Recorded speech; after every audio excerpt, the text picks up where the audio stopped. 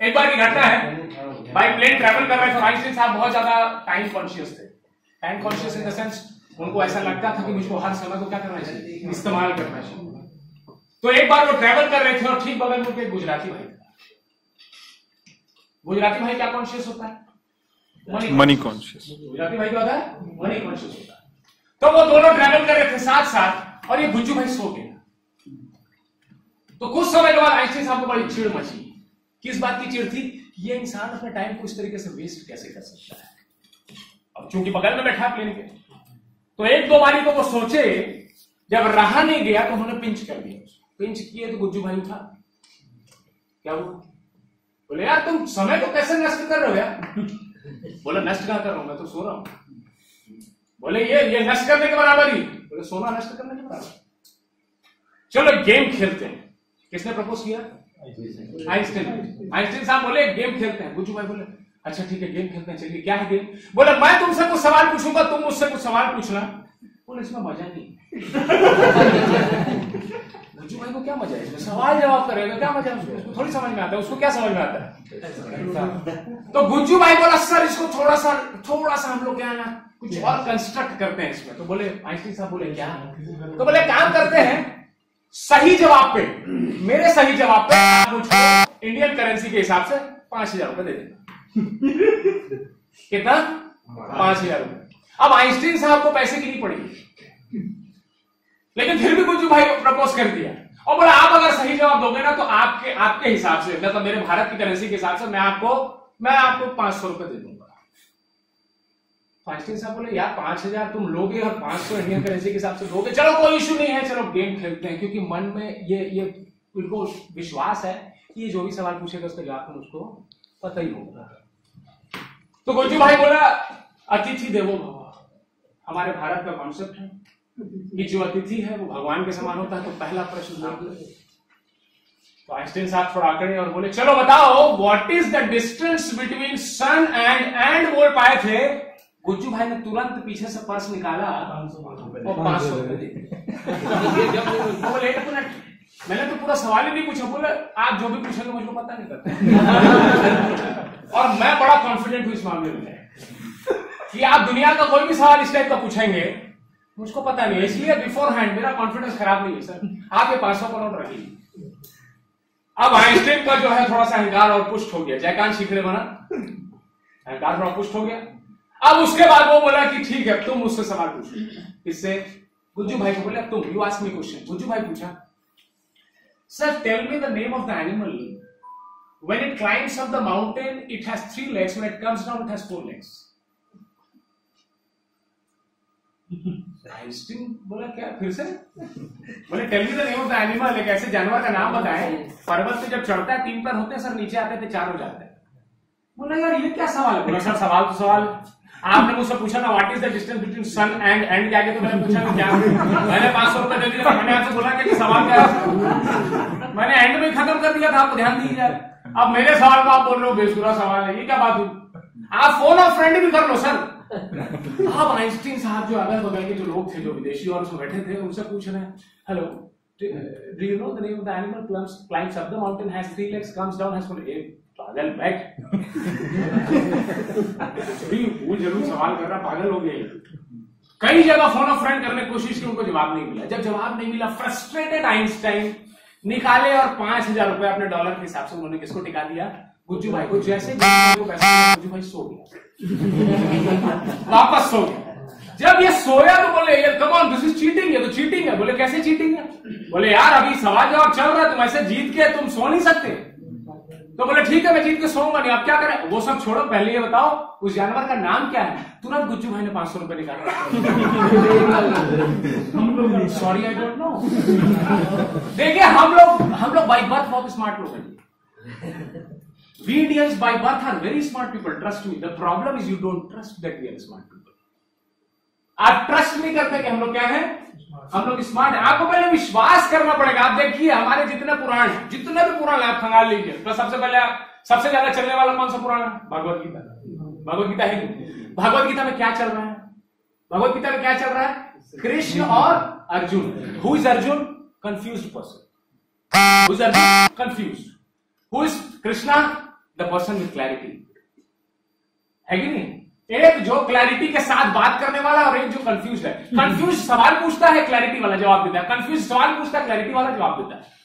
आप आइए भगवान शंकर का जो पुराण, शिव महापुराण, दो लोग हैं, दोनों के बीच में वार्तालाप, कॉन्वर्सेशन। पहला पार्वती, दूसरा शिव। पार्वती कंफ्यूज्ड, भगवान ये कैसे, स्वामी ये कैसे, एक ही समय में सबके अंदर कैसे रह लेते हो, कैसे डेट डिसाइड कर लेते हो कौन मरेगा, ये सब कैसे पता चल जाते हैं आपको, आपके अंदर जटाएं हैं, खाना कौन सा खाते हो साहब? द वन वेरी कंफ्यूज्ड, अब the one with very clarity, कौन? लॉर्ड शिवा। कैसे सबको मार देते हो इकट्ठे, ये ताकत कहां से आता है, हाइट कैसे बढ़ा लेते हो, छोटे कैसे भी आते हो, सब कितना कंफ्यूज है। कौन? पार्वती। और एक विद क्लैरिटी।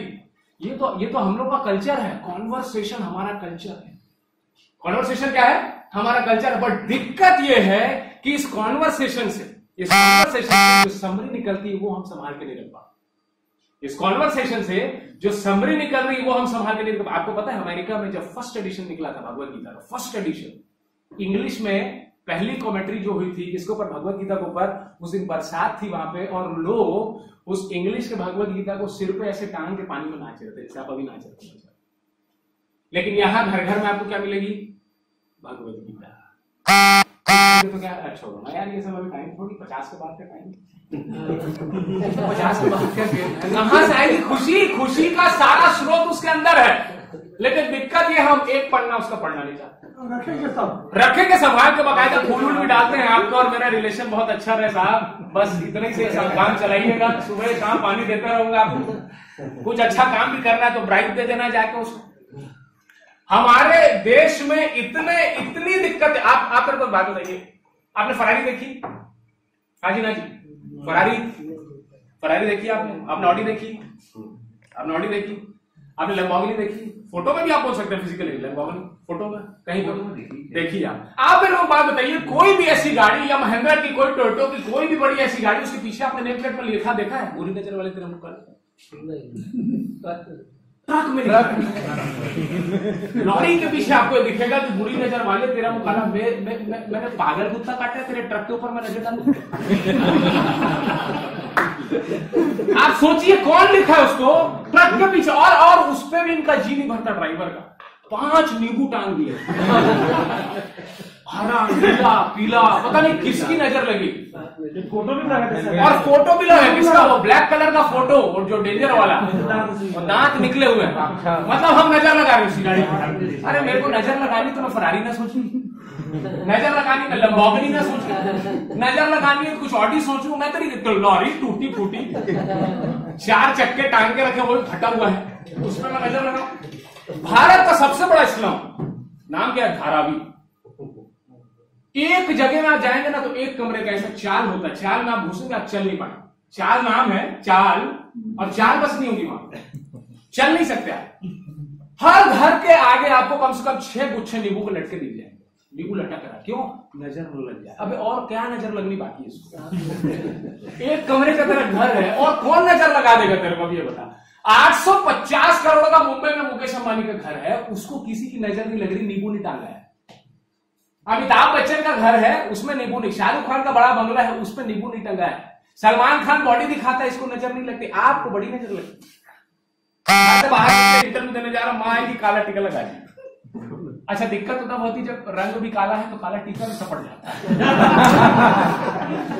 एक बार ऐसा हुआ, Xavier's college of management Bhubaneswar की मैं इंटरव्यू ले रहा था थ्रू स्काइप पे में एक बालक आया, मेरे को बड़ा ध्यान से मेरे को समझ में आ गया टीका लगा क्या है। ये बंदा टीका लगा क्या, तो मैंने उससे पूछ लिया स्काइप में, मतलब before I ask you some questions could you please tell me honestly have you applied some vermilion there on the face? बोले या माय मॉम अप्लाइड। मैं बोला actually it is missing from there, do one thing, next time थोड़ा सा आटा लगाना दिखेगा। सफेद लगाओ ना, काले पे सफेद जचेगा ना, आप उसी पर काला उसी पे कैसे, दिक्कत है ना। हम इतने सारे बिलीफ सिस्टम पाल लिए हैं। अब एक बच्चा घर से निकल रहा है, इंटरव्यू देने के लिए जा रहा है, तो माँ क्या बोल रही है? बेटा थोड़ा दही खा ले, नहीं तो इंटरव्यू में सिलेक्शन नहीं होगा। आपका दही डिसाइड करता है आजकल कि आपका इंटरव्यू में सिलेक्शन होगा कि नहीं। वो भी रवि डेयरी का दही है तब हो सकता है, रवि डेयरी वाला है तो अच्छा दही है तब जाके आपका सिलेक्शन हो सकता है। किसी दूसरे डेयरी का लाए हो तुरंत चेंज करो, तुमको पता नहीं आगे इंटरव्यू देने आ रहा है, हो जाएगा, घर में आएगा ना, वही हुआ रवि फेल। हाँ, घर में आएगा और बोलेगा ना मेरा इंटरव्यू खराब हो गया, मैं पहले बोली थी रवि टेरी का मत ले, कहां मानता है। इतने सारे हम भ्रम पाल के रखे हैं, इतना सारा भ्रम है हमारे देश में। आप ये सारा भ्रम ट्रांसफर करते हैं अपने नेक्स्ट जनरेशन। एक रोड से बिल्ली क्रॉस कर गई साहब, आपने गाड़ी रोक दी, 8 लाख 10 लाख की आपकी गाड़ी है, आप इतना जोर से ब्रेक लगाए, पता नहीं आपका सच में एक्सीडेंट हो जाता, शायद ज्यादा खर्चा हो जाता। ये तो अच्छी बात है, गनीमत है, भारत में कंपनी में मैडम फ्री में इलाज कर देगी। लेकिन गाड़ी आप फिर भी जोर से रोकते हैं, आपका कंसेप्ट गड़बड़। बिल्ली क्रॉस की, कभी आपने सोचा बिल्ली पे कस के क्यों दौड़ती है? उधर बिल्ला खड़ा है, वो हाथ मारता है, ये दौड़ती। लेकिन हम बिना जाने समझे साइंटिफिक रीजन हम क्या कर रहे हैं, बिल्ली रोड क्रॉस कर दी, हमको रुक जाना। और ये सारे बिलीफ सिस्टम आप ट्रांसमिट कर रहे हैं। एक बार